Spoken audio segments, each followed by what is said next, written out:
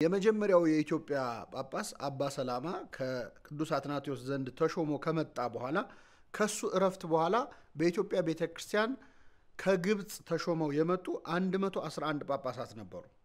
111 ጳጳሳት የኢትዮጵያን ቤተክርስቲያን ለ1600 ዓመት ሲያስተዳድሩ ቆይተዋል። እነዚህ ጳጳሳት በጣም የተለያዩ ነበሩ። ጸባያቸው፣ ያስተዳደር ስልታቸው፣ ህይወታቸው፣ ማንነታቸው በጣም የተለያየ ነበሩ። የኢትዮጵያ ኦርቶዶክስ ተዋሕዶ ቤተክርስቲያን ለ1600 ዓመታት በመሯት በግብጽ ጳጳሳት ምን ተጠቀመች? ምንስ ተጎዳች? አሁንም ድረስ ባለው በኢትዮጵያ ቤተክርስቲያን አገልግሎት ላይ የ1600 ዓመቱ የግብጽ የሞግዚት አስተዳደር የነበረው ተጽዕኖ ምንድነው? ምን ተጠቀምን? ምን ተጎዳን? የዛሬው ቪዲዮ እነዚህን 111 ሊቃነ ጳጳሳት ከግብጽ ተልከው የመጡ የውጭ ሀገር አባቶች፣ የባዕድ ሀገር መሪዎች የኢትዮጵያ ቤተክርስቲያንን ምን እንዳደረጓትና ምን እንዳደረጉባት ምንስ እንዳደረጉላት በዛሬው ቪዲዮ እንመለከታለን።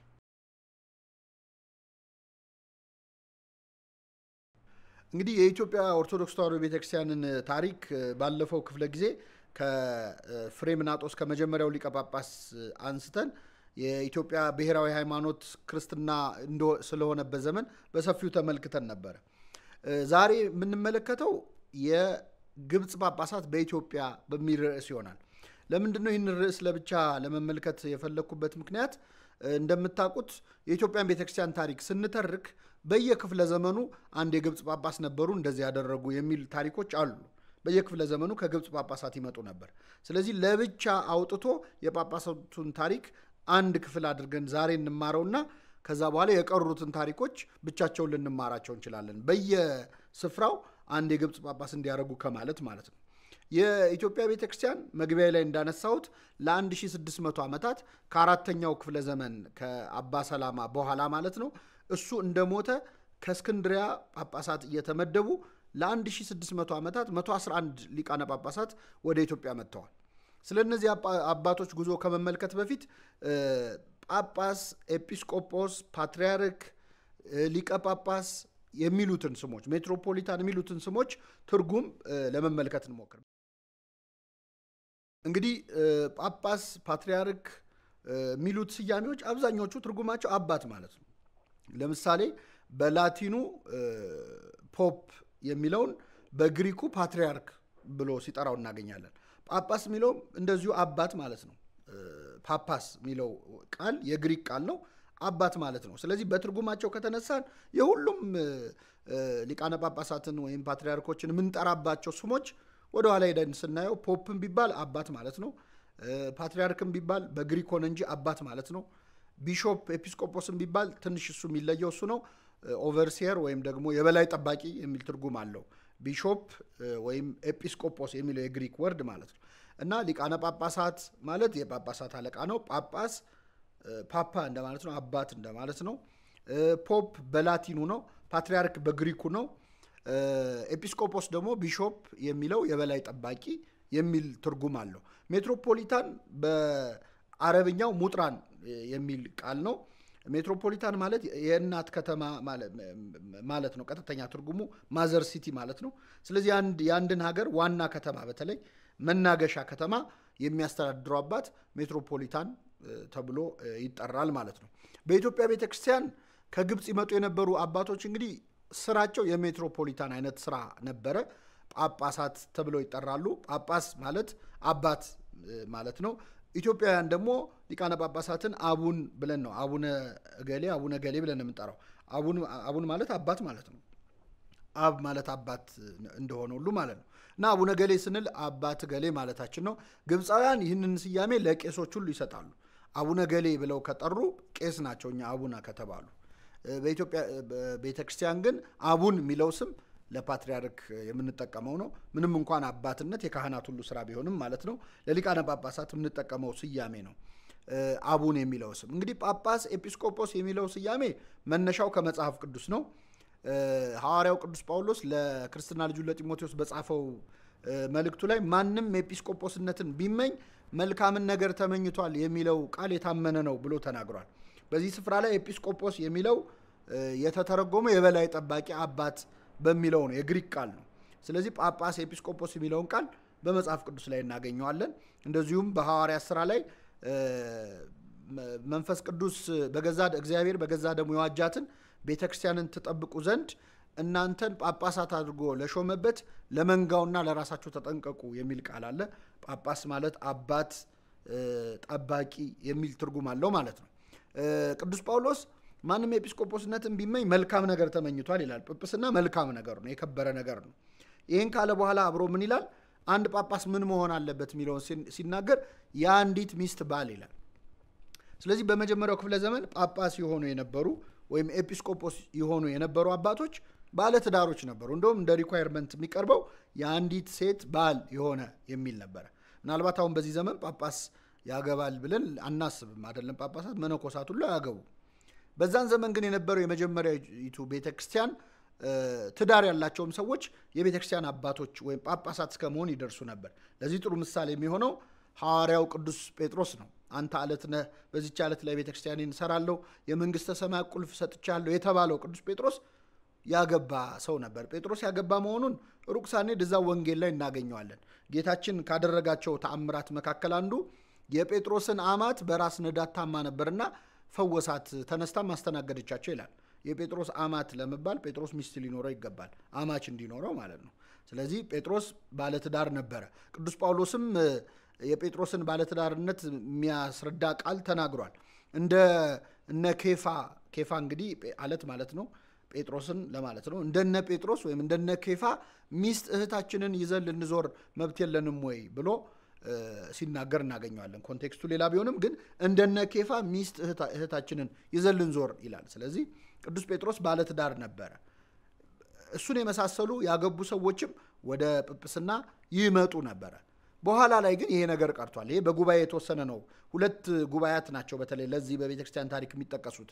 አንደኛው ጉባኤ ኤልቪራ የሚባል በዛው በ4ኛው ክፍለ ዘመን ላይ የተካሄደ ጉባኤ፣ በዛሬዋ ስፔን ማለት ነው የተካሄደ ጉባኤ ነው። ሁለተኛው ካውንስል ኦፍ ካርቴጅ የሚባለው የቅርጣት ጉባኤ የምንለው። በእነዚህ ጉባኤያት ላይ ቤተክርስቲያን ያገቡ ሰዎች በጵጵስና ወይም በበላይ አባትነት ኃላፊነት ላይ መቀመጣቸው የሚያመጣው ጉዳት ስላለ፣ ሌላው ቀርቶ እንደው ጉዳት እንኳ ባያመጣ የልብ መከፈል አለ።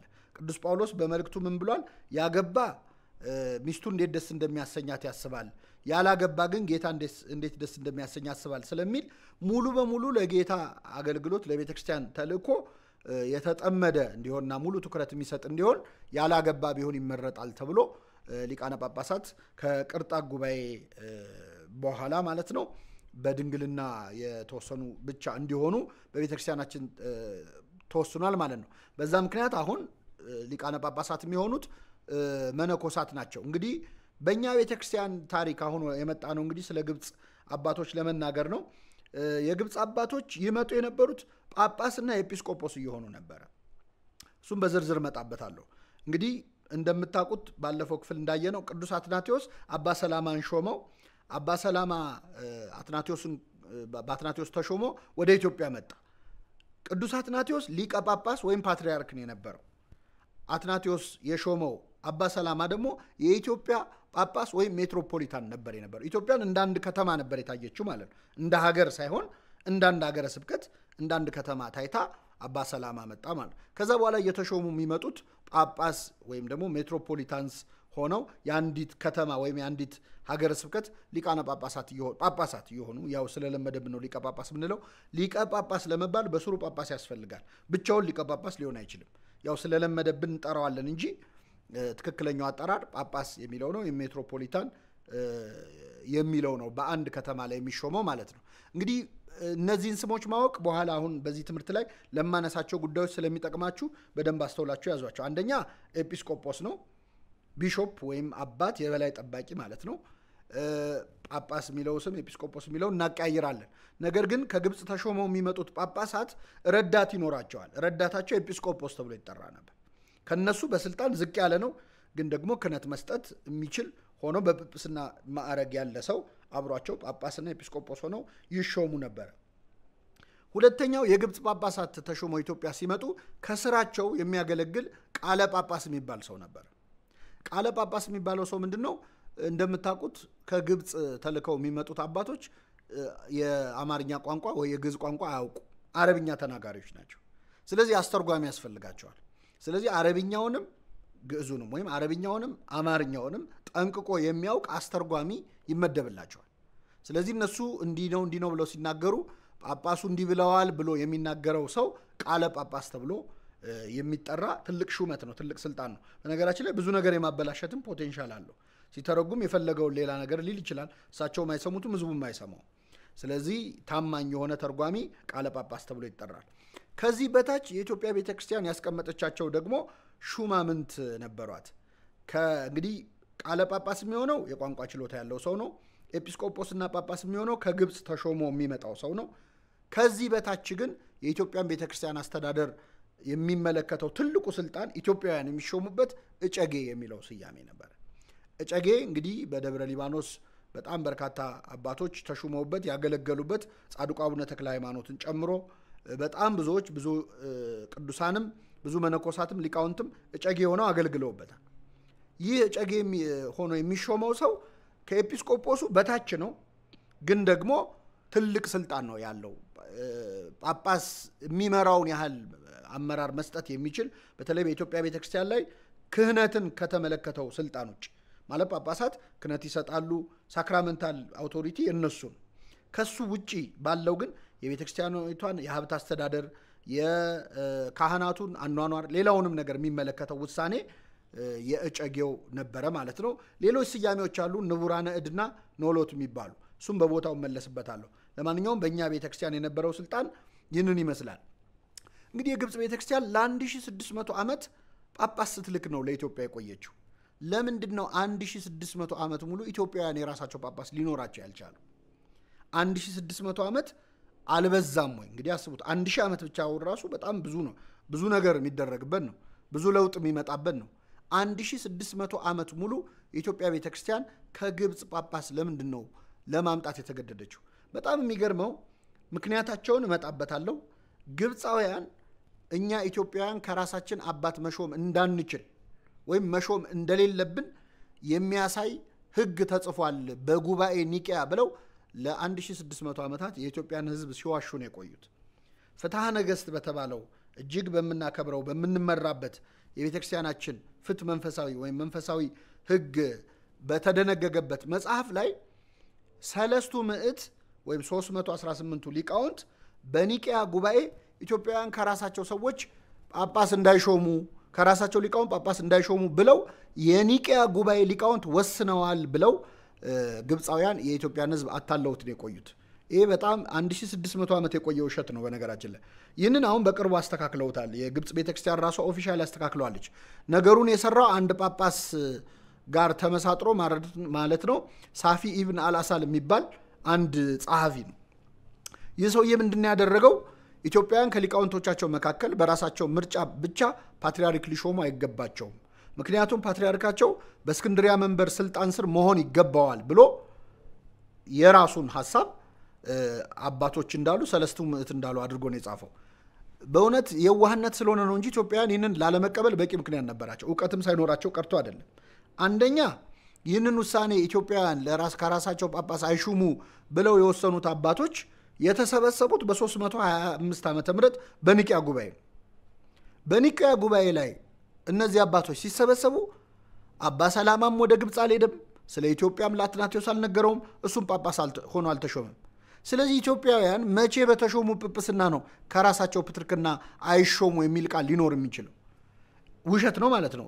ጊዜው አይሄድም የኒቂያ አባቶች ስለ ኢትዮጵያ እንዲወያዩ ኢትዮጵያ የዛኔ እንደ ቤተክርስቲያን አትታወቅም ነበር ይህንን ውሸት ለ1600 ዓመታት ግብጻውያን ጽፈውት ቆይተዋል አሁን በቅርቡ ግን አስተካክለውታል ይሄ ከታሪክ አንፃር ትክክለኛ አይደለም ብለው በግብጽ ቤተክርስቲያን ሴናግዜሪየም መግቢያም ላይ እንደዚሁም ደግሞ በመጨረሻ በተስተካከለው የቤተክርስቲያኗ ካነሎ ወይም የፍትሐ ነገሥት ቅጂ ማለት ነው ቤተክርስቲያኒቱ አስተካክለዋለች ግን ይህ ለ1600 ዓመታት ኢትዮጵያውያን የራሳቸው አባት እንዳይኖራቸው ምክንያት ሆኖ የቆየ ነው ግብጻውያን እንግዲህ ለ1600 ዓመት አባት ወደ ኢትዮጵያ የሾሙ ይልኩ ነበር ይላክ የነበረው ከግብጽ ገዳማት ነበር ከአስቄጥስ ከአልባራሙስ ከመሳሰሉት ታዋቂና ብዙ ቅዱሳን የወጡባቸው ገዳማት አሏት እንግዲህ ግብጽ የገዳማት ሀገር ነች እንደምታውቁትና ከዛ ተመርጠው ነው መነኮሳት ለኢትዮጵያ ጳጳስ እንዲሆኑ የሚመጡት።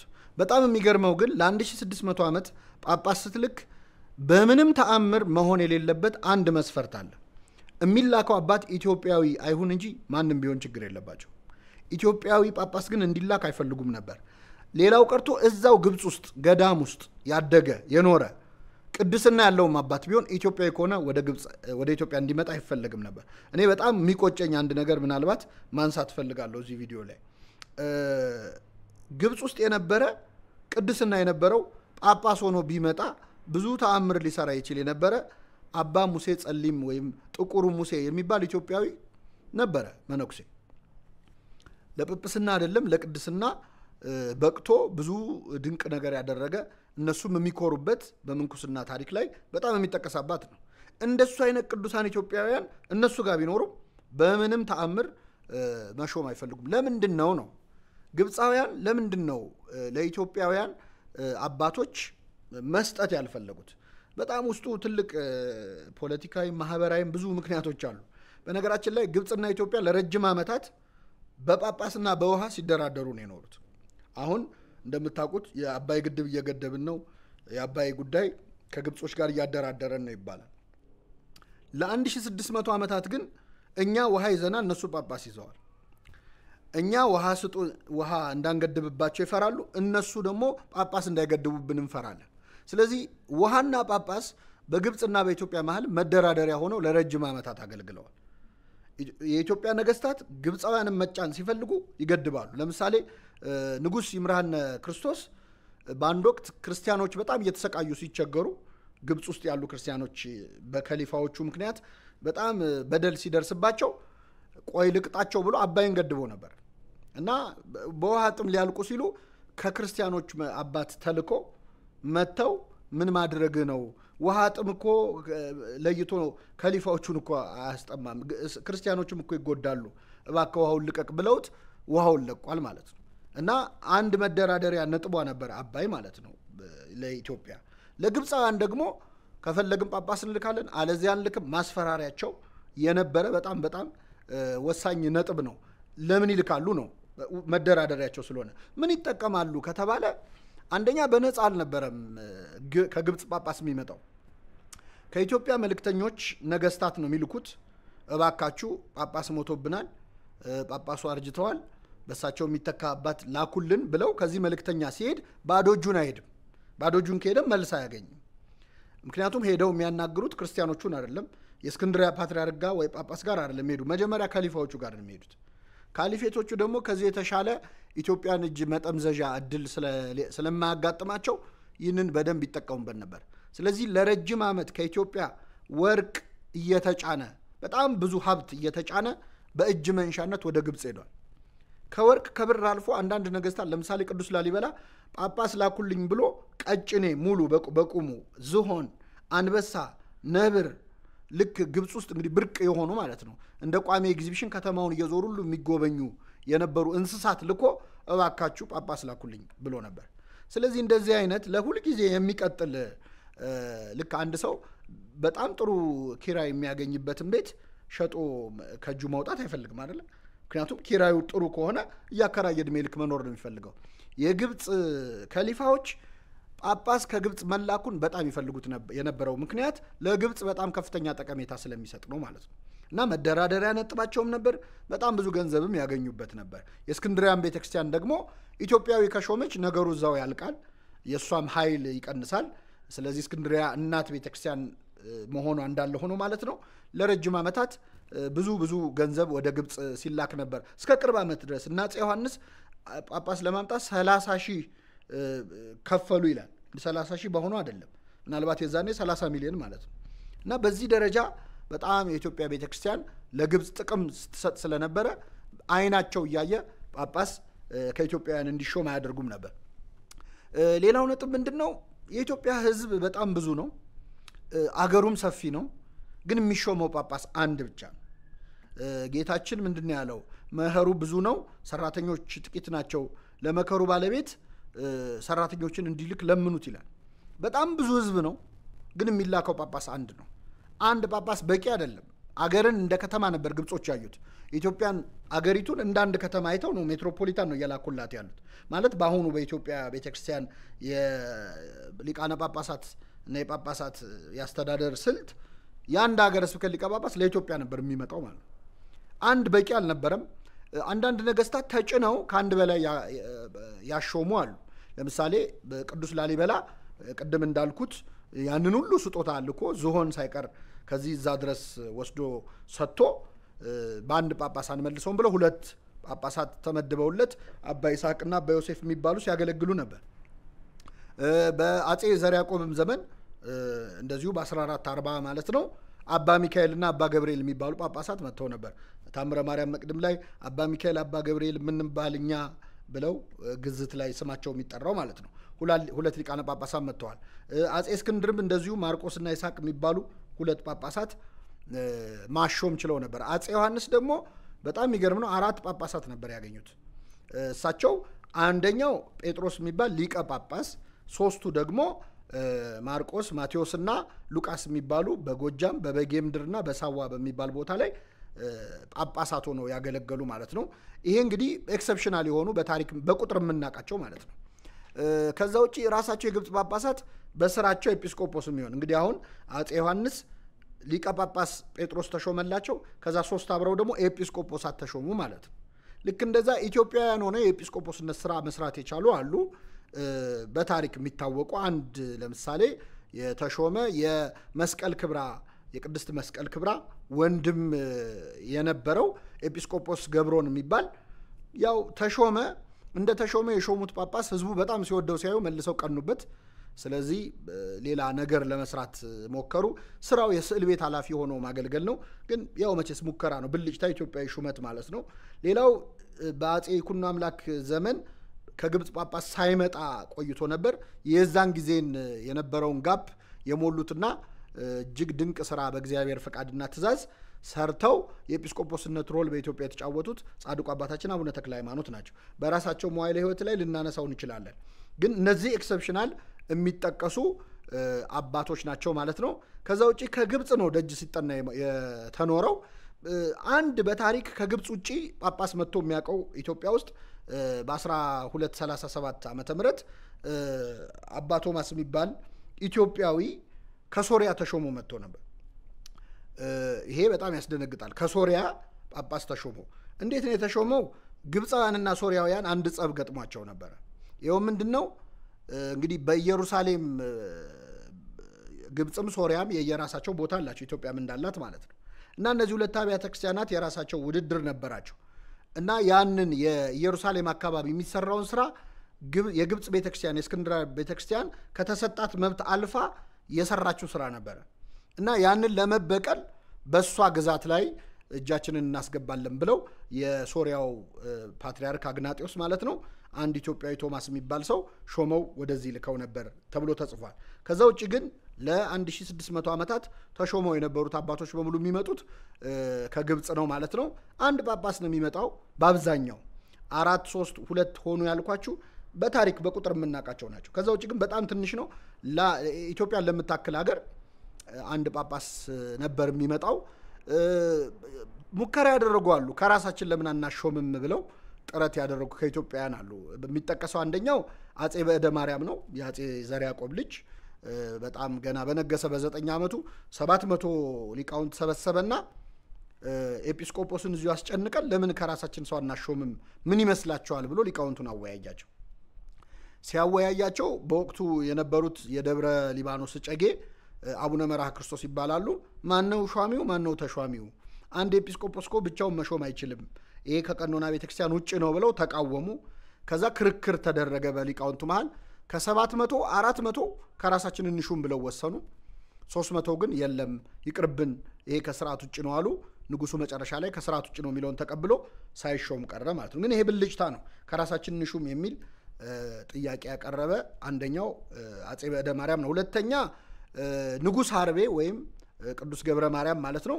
የሱ ደግሞ ጥያቄ 7 ኢትዮጵያውያን ይሾሙልኝ፣ አገሩ ሰፊ ነው፣ በአንድ ጳጳስ ሊሸፈን አይችልም፣ 7 ጳጳሳት ይሾሙልኝ አለ። ግብፃውያን እንደነገጡ 7 ጳጳስ ከተሾመ ማለት 7ቱም ባንዴ አይሞቱምና ሌላ ሹሙልን የሚለውም ገቢውም እጅ መንሻውም ሊቀር ነው። ስለዚህ ምን ብለው አጻፉ? በስንክሳር ሚያዝያ 10 ላይ ኢትዮጵያውያን ከራሳችን ጳጳስ ይሾምልን ብለው በመጠየቃቸው ምክንያት መቅሰፍት ወርዶ መብረቅ መጥቶ ቸነፈር ወርዶ እንስሳትን ገደለ እንዲያደረገ ብለው ስንክሳር ላይ አጻፉ ማለት ነው።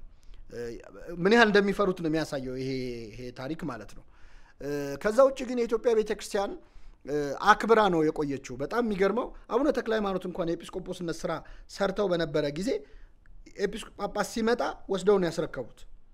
ስራቸውን የሐዋርያዊ ስራቸውን ሲያገለግሉ ቆይተው ጳጳሱ ሲመጣ ግን ይኸውልን ያሉት የመጣው ጳጳስ እንደውም አብረን ተካፍለን እናገልግል ሲላቸው የለም ይሄ ያንተ ቦታ ነው ብለው በትህትና አስረክበዋል። ኢትዮጵያ ቤተክርስቲያን የእስክንድሪያ መንበር አክብራ ነው ለ1600 ዓመት የቆየችው። ይህ ማለት ግን በሁሉ ነገር ላይ ደግሞ ግብፃውያንን ትሰማለች ማለት አይደለም።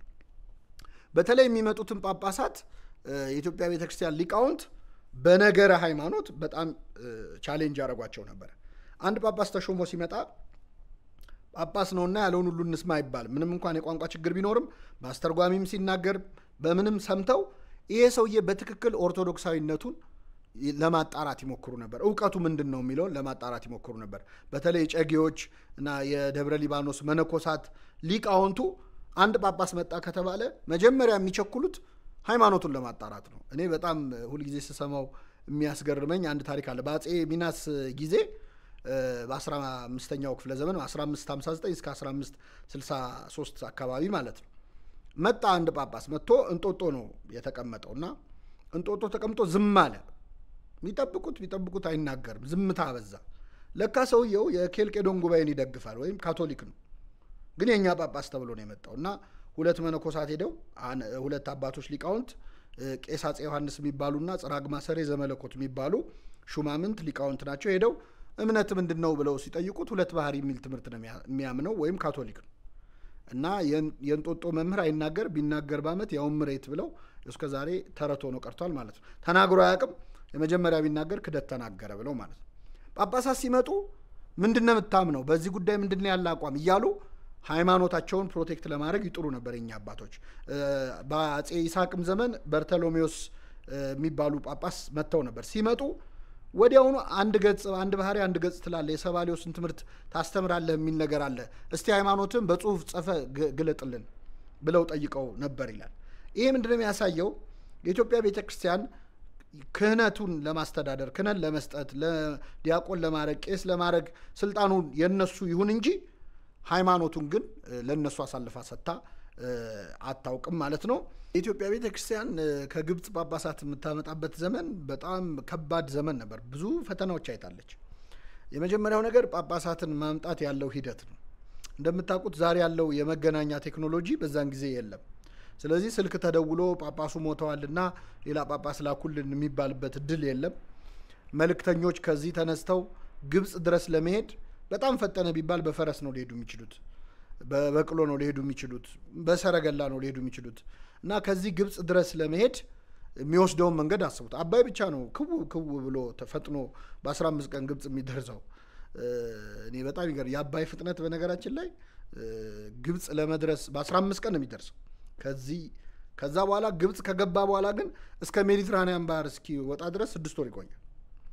ልክ የአበሻ ጸባይ ማለት ነው። በቃ ከሀገር ለመውጣት ብን ብለን ነው የምንወጣው። ከዛ ሰው ሀገር ሄደን እንቀዘቅዝ የለ እና አባይ ብቻ ነው ፈጥኖ የሚሄደው። ከዚህ እዛ ለመድረስ በጣም ያስቸግራል። እዛ ሄደው ደግሞ ከሊፋዎቹ ጳጳስ አንልክም ሊሉ ይችላል። ከእንደገና ልመና ይመለሳሉ ማለት ነው። እንደዚህ በጣም ብዙ ሂደት ነበረው እና የግብጽ ጳጳሳት አለመገኘትና የሚመጡበት ሂደት በጣም አስቸጋሪ መሆን ኢትዮጵያ ውስጥ ጳጳስ ሳይመጣ ለረጅም ዓመታት ለ20 ዓመት ለ30 ዓመት እስከ 70 ዓመት ድረስ ሁሉ የደረሰበት ጊዜ አለና ይሄንን በመፍራት ብዙዎች በቃ ክርስትና ሳይነሳ ላለመቅረት ቤተክርስቲያን ሄደው በቤተክርስቲያን ዙሪያ እግዚኦታ አድርሶ እስከ መመለስ ድረስ የደረሱባቸው ዘመናት አሉ። ክህነት በልጅነት መሰጠት የተጀመረው ኢትዮጵያ ውስጥ በዛ ምክንያት ነው። እንደምታውቁት ዲያቆን ለመሆን ከአንባቢ ካናጉንስጢስ አንስቶ ማዕረጉን ጠብቆ ንፍቀ ዲያቆን ሆኖ መጨረሻ ላይ ነው ዲያቆን መሆን ያለበት። ዲያቆን የሚሆንበት እድሜ የበሰለ እድሜ ሊሆን ይችላል። እንደ መጽሐፍ ቅዱስማ ከፍ ያለ እስከ ትዳር የደረሰ የሚልም አለ።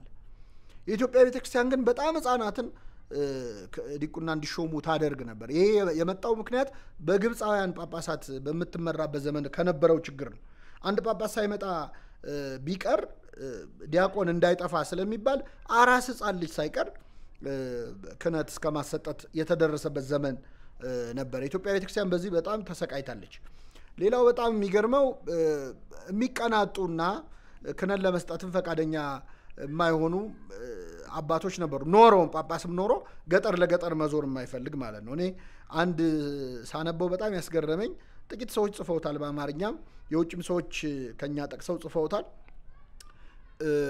እንደው በጣም ምናልባት ፈገግ የሚያሰኝ ታሪክ ነው።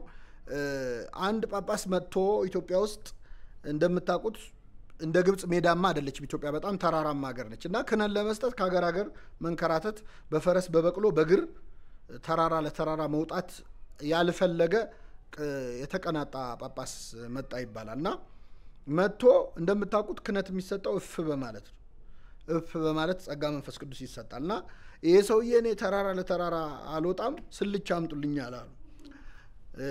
ስልቻ ማለት እንግዲህ ለማያውቅ ሰው ለዚህ ትውልድ ወይ ፊኛ ልበለው መሰለኝ፣ ትንፋሹን እፍ ብሎ ያንን ትንፋሽ እያስተነፈሱ ክህነት እንዲያድሉ ማለት ነው። በዚህ ደረጃ የኢትዮጵያ ቤተክርስቲያን ፈተና አይታለች። ይሄ ታሪክ በትክክል ተፈጽሞም ባይሆን ግን እውነታው ከዚህም ብዙ የራቀ አይደለም። ይሄ የህፃናትን ሹመት ለማስቀረት የሞከሩ አባት ነበሩ። አቡነ አትናቴዎስ የሚባሉ በ1862 በአጼ ዮሐንስ ዘመን የመጡ አባት የህፃናትን ክህነት መስጠት ለማስቆም ሞክረው ነበር።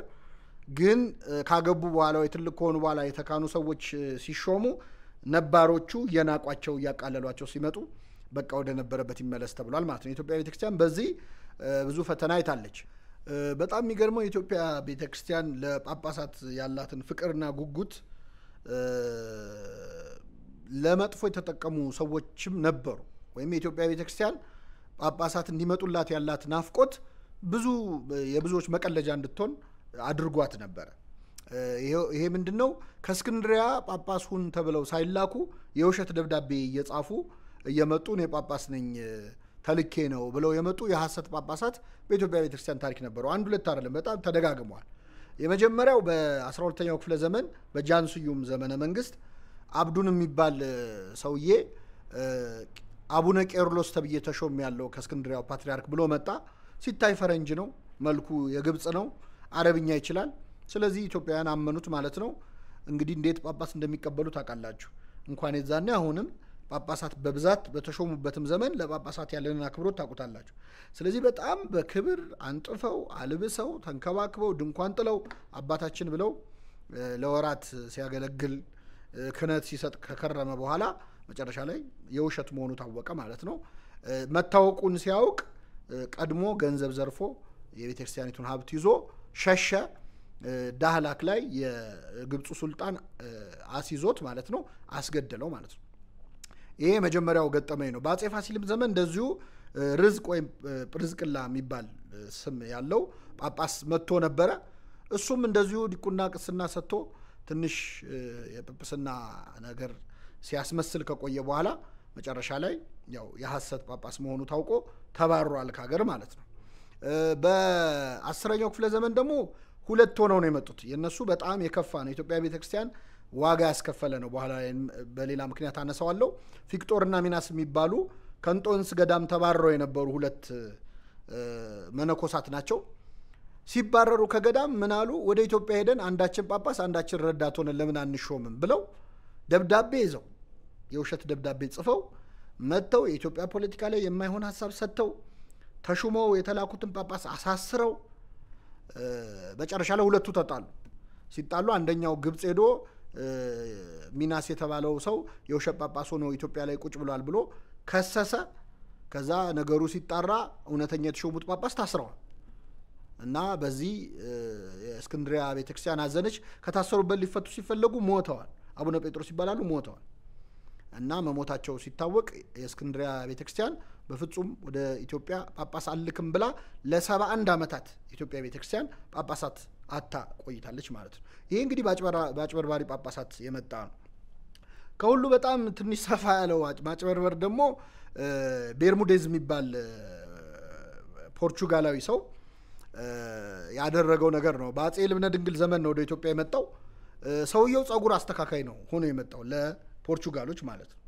ከዛ ሲቆይ ሲያየው የግብፅ ጳጳስ ያለውን ክብር በዛን ዘመን የነበሩት አቡነ ማርቆስ የሚባሉ አባት ናቸው።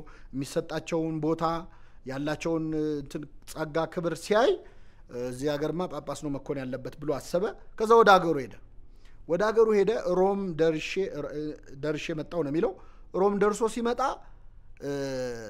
አቡነ ማርቆስ ሞተው ነው የጠበቁት ጳጳሱ ማለት ነው። እና ይህ ፖርቹጋላዊ ሰው ምን አለ? ጳጳሱ እኔ ስሞት ጳጳስ ሆነ ኢትዮጵያን ምራ ብለው ተናዘውልኛል።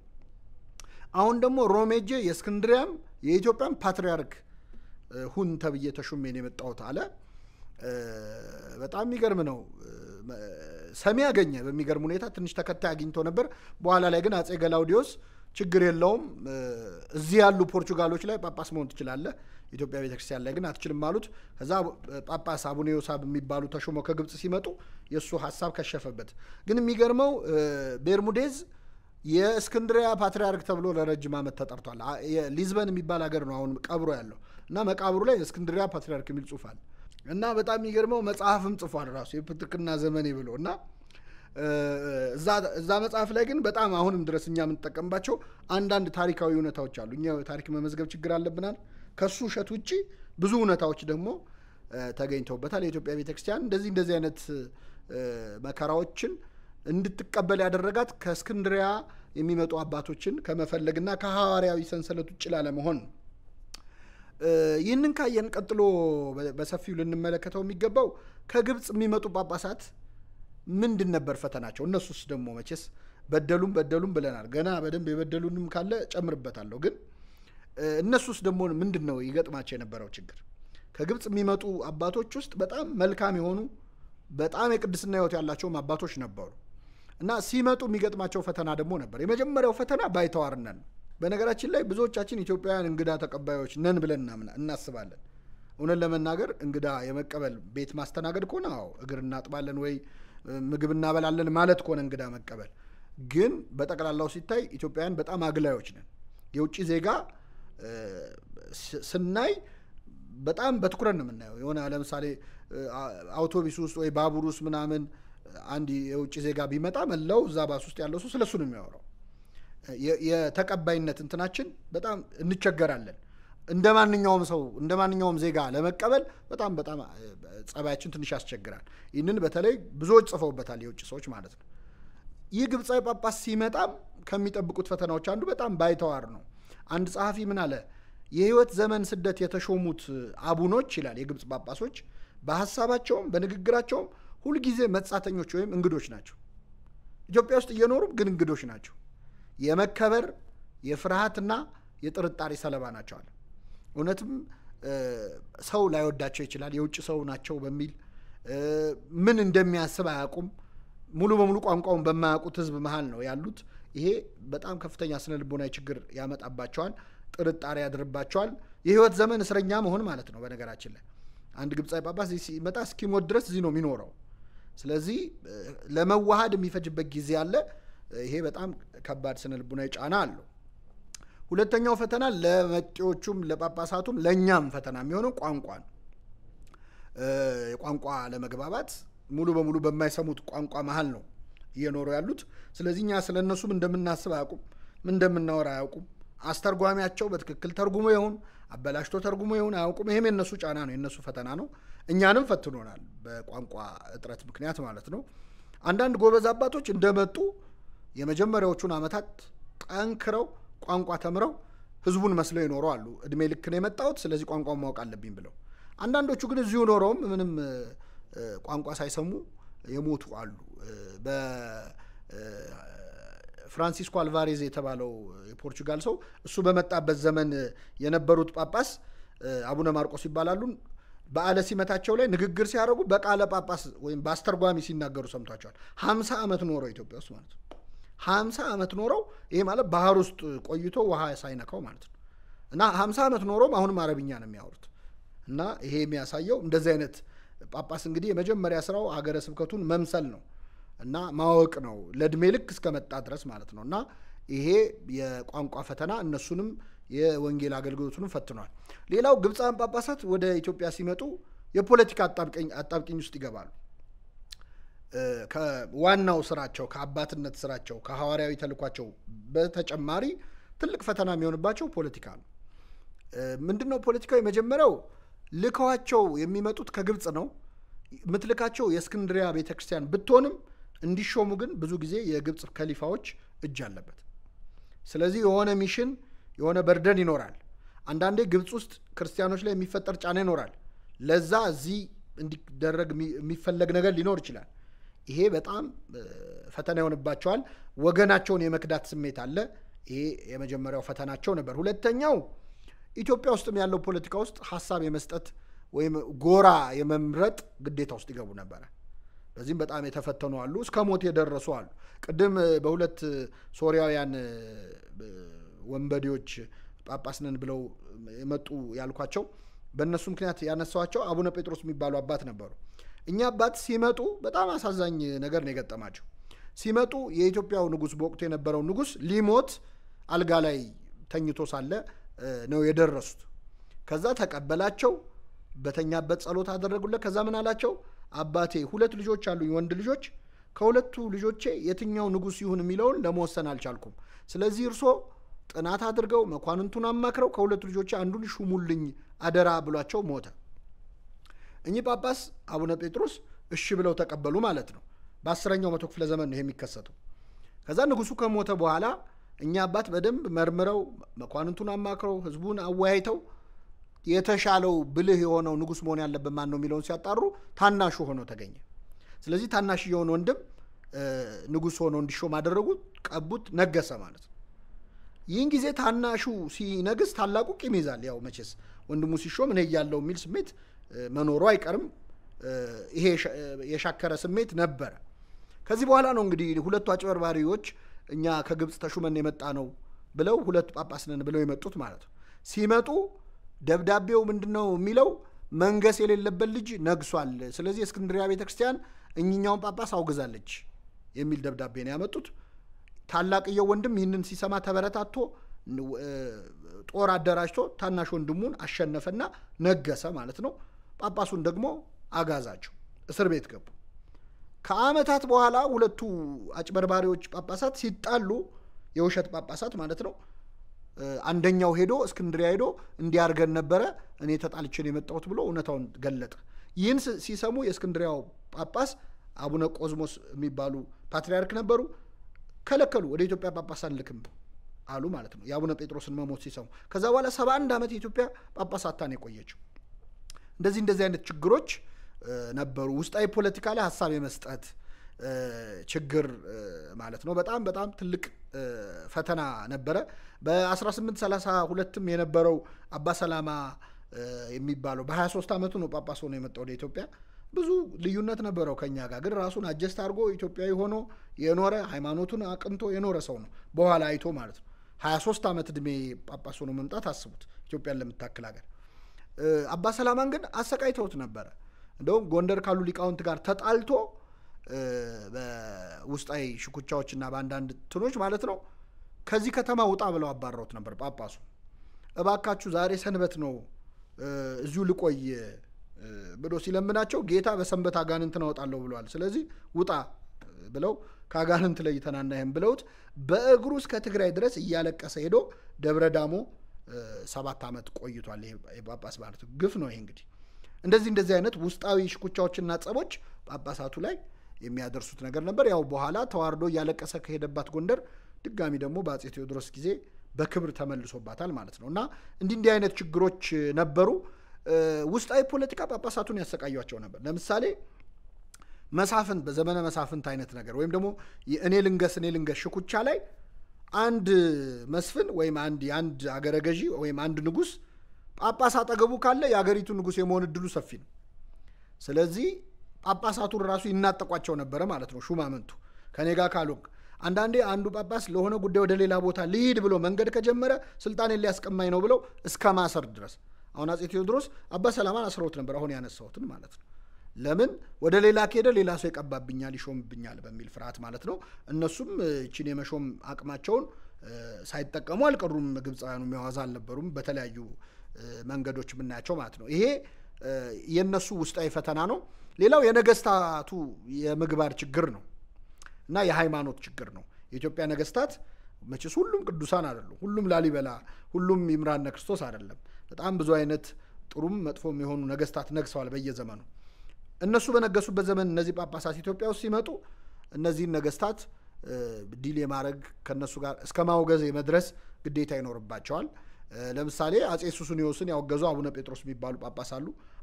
አጼ ሱስንዮስ በይፋ ለመጀመሪያ ጊዜ ካቶሊክ ሆኛለሁ ያለ የኢትዮጵያ ንጉስ ነው። ስለዚህ እሱን አውግዘው ለይተዋል። እሳቸውም በጦርነት ነው የሞቱት፣ አቡነ ጴጥሮስ የሚባሉ ማለት ነው። አቡነ ማርቆስ የሚባሉ አባት በአጼ ፋሲል ጊዜ መጥተው ነበር። አጼ ፋሲል ሙአሊም ጴጥሮስ ከሚባል ፕሮቴስታንት ጀርመናዊ ጋር ገጥመው የማይሆን ትምህርት መስማት ሲጀምሩ ጳጳሱ በጣም ቅር ተሰኝተው ከሀገር አስወጡልኝ ብለዋቸው አስወጥተውታል። ግን በዚህ ተቃቅረው እሳቸውም ተባረዋል ማለት ነው። እንደዚህ አይነት የሃይማኖት ችግሮች ያጣላ ነበር። ሌላው በጣም ሰፊው ችግር ግን ከሃይማኖት በተጨማሪ የምግባር ችግር ነው። እንደምታውቁት ደና የሚባሉትም የኢትዮጵያ ነገስታት ዕቁባት የማስቀመጥ ከአንድ በላይ የማግባት ችግር ነበረባቸው። ወይ ደግሞ የዘመድ ማግባት፣ ዘመዳቸው የሆነ ማግባት፣ እህትማማች ማግባት፣ የአባታቸውን ሚስት ማግባት። አጼ አምደ ጽዮን አሁን የአባቱን ሚስት ነበር ያገባው። በዚህ ምክንያት አቡነ ያዕቆብ የሚባሉ ምን የመሰሉ ጳጳስ ከኢትዮጵያ 7 ዓመት አገልግለው ተባረዋል። እመለስባቸዋለሁ እሳቸው ላይ እና እንደዚህ አይነት ችግሮች ሲኖሩ ጳጳሳቱን ይፈትናቸው የነበረ ዘመን ነው ማለት ነው። የዘመድ ማግባት፣ እህትማማቾችን ማግባት፣ የአባታቸውን ሚስት ማግባት እንደዚህ አይነት ነገር በነገስታቱ ዘንድ ነበረ። ለምሳሌ አጼ አምደ ጽዮን የአባቱ ሚስት የነበረችን ሴት ነው ያገባው። በዚህም በጣም ሊቃውንቱም ጳጳሱም ተቃውመውት ነበር። ጳጳሱ አቡነ ያዕቆብ ይባሉ ነበር። ምን የመሰሉ ጳጳስ፣ በኋላ መጣበታለሁ፣ እስከ መባረር ደርሰዋል። አጼ ፋሲልም አንዳንዶች ትክክለኛ አይደለም ታሪኩ ይላሉ፣ ብዙዎች ግን የተስማሙበት እህትማማቾች አግብቶ ነበር እና በወቅቱ ከጳጳሳቱም አልፎ መነኮሳት ሁሉ ተናግረው በመገሰጻቸው የተገደሉ ነበሩ። እንደውም አንድ መነኩሴ ምን አለ ይባላል፣ ገዳም ውስጥ ሆኖ አንደኛው አባት ሌላኛውን አባት ጸጉሩን ይላጨዋል እና እየላጨው እያለ ቀስበል እባክህ እንዳትቆርጠኝ ተጠንቀቅ ይላል። ቀስበል ሲለው እንዴ ምንድነው ይሄን ያህል ምላጭ ትፈራለህ ወይ እንደዚህ ትፈራለህ ወይ ሲለው ስለት ባልፈራ ኖሮማ ንጉስ እህትማማች ሲያገባ ዝም አልልም ነበር ብሎ ጳጳሱ ማን ነው መነኩሴው ተናገረ። በዚህ ንግግር ጸጉሩን ሲላጨው የነበረው አባት ተጸጽቶ ሄዶ ንጉሱን ገሰጸው። እሱ ተገደለ። የሱም መገደል ሲሰማ ጸጉሩን ሲላጭና ምላጭ ሲፈራ የነበረውም ሄዶ ገስጾ እሱም ተገደለ። በጣም ብዙዎች ሰማዕታት እስከመሆን ደርሷልና ትልቅ ችግር ነበርና ደፍረው በጥባት እንደ መጥምቁ ዮሐንስ የተናገሩ እስከ ጳጳሳት ድረስ ከሀገር እስከ መሰደድ መከራ እስከ መቀበል ደርሰዋል ማለት ነው። ይሄ የማይካድ ታሪክ ነው። በነገራችን ላይ ታሪክ ኤዲት አይደረግም፣ እንማርበታለን እንጂ ይሄኛው ታሪክ እንኳን ደስ አይልም ተብሎ ኤዲት አይደረግም። መጽሐፍ ቅዱስ ላይም ከዚህ የባሱ ታሪኮች አሉ። ጳጳሳቱ ይገጥማቸው የነበረውን ፈተና ካየን ጳጳሳቱ ደግሞ የኢትዮጵያ ቤተክርስቲያን ላይ ያመጧቸው ችግሮችና በጎ ነገሮች ምንድናቸው የሚለውን እንመልከትና እንጠቀልላለን። የግብጽ ቤተክርስቲያን ወደ ኢትዮጵያ ለአገልግሎት የምትልካቸው ጳጳሳት ውስጥ ጥሩ እንዳሉ ጥሩ ያልሆኑ አባቶች ነበሩ። ብዙ የፈተኗት ነበሩ። የመጀመሪያው ችግር የሲሞኒዝም ችግር ነው፣ ወይም የገንዘብ መውደድ ማለት። ሲሞኒዝም እንግዲህ በሐዋርያት ሥራ ላይ የምናገኘው ሲሞን መሰሪ የሚባለው ሲሞን የሚባል ጠንቋይ ነው። ይህ ሰው ወደ ሐዋርያው ወደ ቅዱስ ጴጥሮስ መጥቶ የእናንተን ጸጋ ገንዘብ ልስጣችሁና ስጡኝ፣ እንደናንተ ልፈውስ፣ እንደናንተ መንፈስ ቅዱስ ጸጋ ላውርድ ብሎ ጠየቃቸው። ቅዱስ ጴጥሮስ ይህን ጊዜ ገሰጸው። ወርቅ ከወብሩር ለይኩን ከለህርትምና፣ ወርቅና ብርህ ለጥፋት ይሁንህ፣ እንዴት የእግዚአብሔርን ጸጋ ወይም መንፈስ ቅዱስን በገንዘብ ልትገዛ ትሞክራለህ ብሎ ገስጾታል። እና ሲሞኒዝም ማለት የእግዚአብሔርን ጸጋ በገንዘብ መሸጥ ማለት ነው። እና እነዚህ ግብፃውያን ጳጳሳት ኢትዮጵያ በመጡበት ጊዜ አንዳንዶቹ ለምሳሌ የታወቁት አቡነ ዮሐንስ የሚባሉ በአፄ አምደ ጽዮን ዘመን የነበሩ አባት ክህነትን በገንዘብ ለመስጠት ይሞክሩ ነበረ።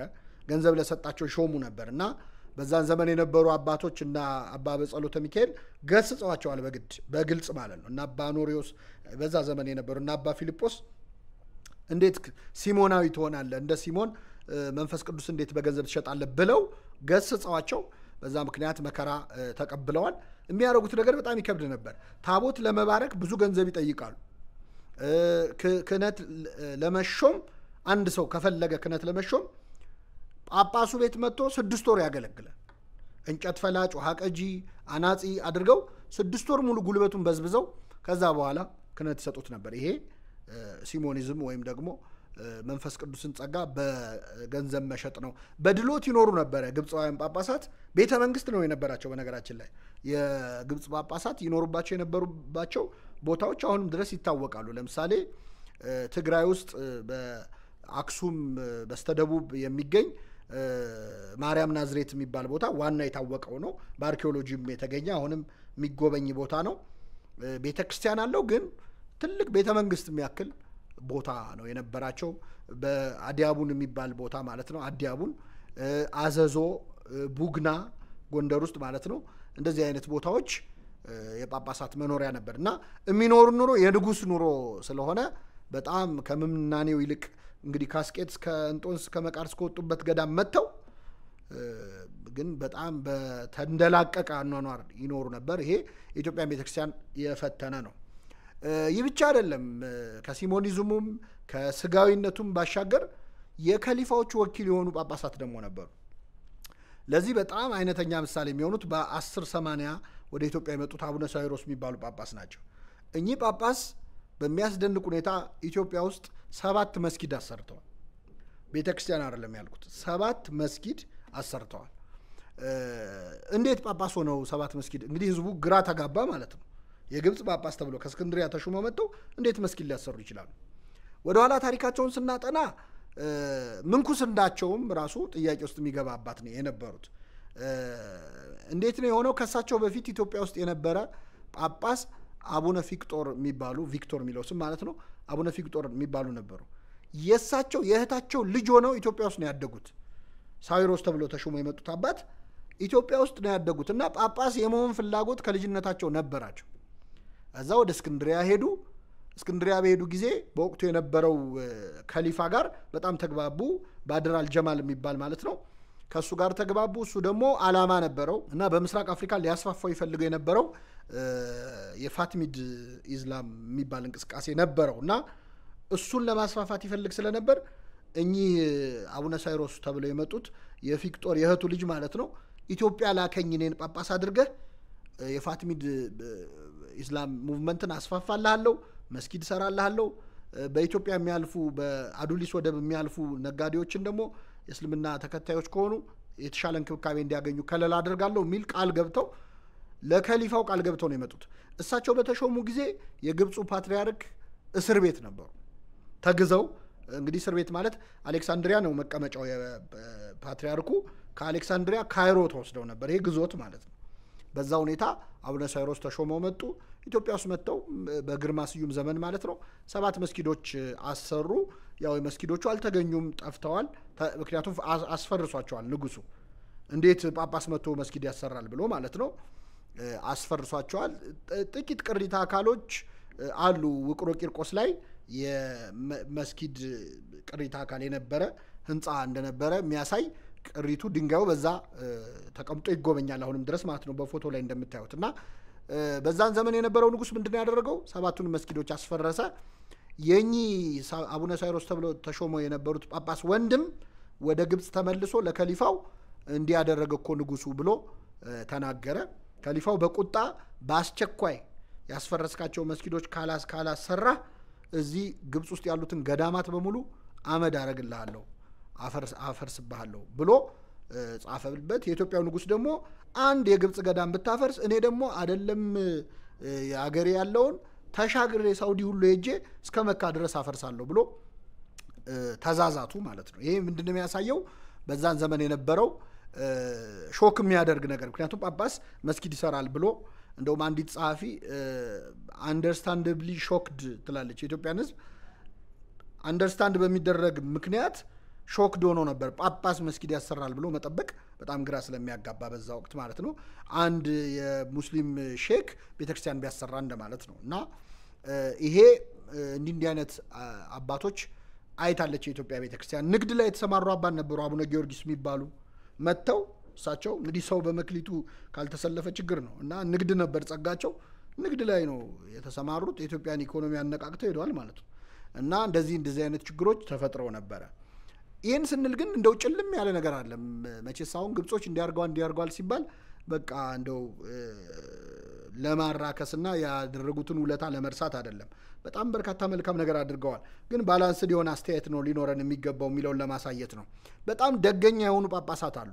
እኔ ሶስቱን ልጥቀስና ይህንን ክፍል አበቃለሁኝ። የመጀመሪያው አቡነ ሰላማ መተርጉም ተብሎ የሚጠራው ወይም ፊክቶር ተብሎ የሚጠራው አባት ነው። ከ1340 እስከ 1380 በኢትዮጵያ የነበረ አባት ነው። የአባት ግዕዝን ተምሮ የሀገሪቱን ቋንቋ ችሎ 40 ዓመት ነው በጵጵስና ኢትዮጵያ። እውነት ሰላማ የሚለው ስም ይገባዋል። 40 ዓመት ያገለገለ ነው። ሰላማ መተርጉም ነው የሚሉት አባቶቻችን። ተርጓሚው አባ ሰላማ ማለት ነው።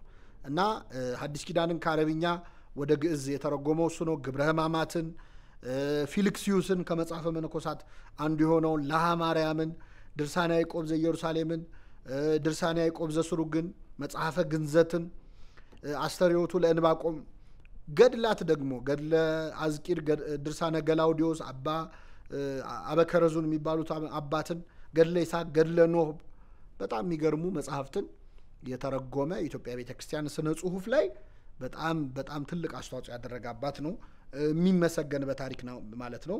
በረከቱን ያሳድርብን። ሌላው አባት አቡነ በርቶሎሜዎስም ከሱ የተተኩ ናቸው።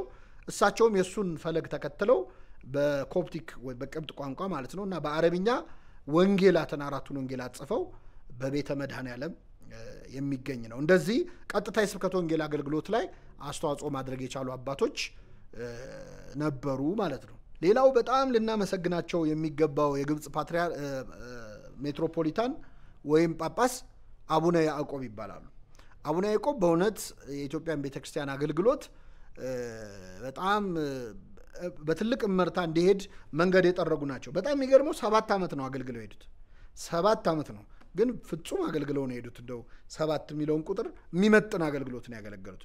የመጀመሪያው እንደመጡ አቡነ ኤዎስጣቴዎስ ጋር ሄደው የኢትዮጵያን ቤተክርስቲያን ትምህርተ ሥላሴ በደንብ ተነጋግረው ምስጢረ ሥላሴን አደላድለው ነው የጀመሩት አገልግሎታቸውን። ሁለተኛ ጥናት አካሄደው የኢትዮጵያ ቤተክርስቲያንን ሐዋርያዊ ተልእኮ ከአባ ሰላማ ከአቡነ ተክለ ሃይማኖት ዘመን ወዲህ የመጡትን ነገሮች ለውጦች በደንብ አጥንተው ምን ጎደላት የሚለውን ነው ያዩት። ከዛ በኋላ የሰሩት ስራ በጣም አስገራሚ ነው። ልክ ጳጳስ አንድ ሀገረ ስብከት ሲመደብ መጀመሪያ እና ሀገረ ስብከት ምንድን ነው የሚለውን ማጥናት አለበት። ቋንቋውን ማወቅ አለበት። ከዛ ምን ይጎለዋል፣ ምን ተሰርቷል፣ ምን ይቀረዋል የሚለውን ማወቅ አለበት። ይህንን ያደረጉት። ከዛ ይህን ካደረጉ በኋላ አቡነ ያዕቆብ ምንድን ነው የሰሩት? ብቻቸውን ይህን የሚያህል ሀገር ማስተዳደር በአገልግሎት ማዳረስ እንደማይችሉ ያውቃሉ። ጳጳስ ደግሞ መሾም አይችሉም። ምክንያቱም ኤጲስቆጶስ ስለሆኑ ጳጳስ ስለሆኑ ሌላ ጳጳስ መሾም አይችሉም። በእስክንድሪያ ነው መሾም የሚችለው። ምን አደረጉ? የስልጣናቸውን ሳይነኩ ንቡረ እድ የሚባል ማዕረግ ፈጠሩ። ንቡረ እድ ማለት እጅ የተጫነበት ማለት ነው። ያው ዞሮ ጳጳስ አይበሉት እንጂ ንቡረ እድ ተብሎ መጠራ ማለት እጅ የተጫነበት የተሾመ ማለት ነው። ስዩም ማለት ነው። እና ምንድነው ያደረጉት? 12 ንቡረ እድ ሰሩ በሐዋርያት አምሳል ማለት ነው።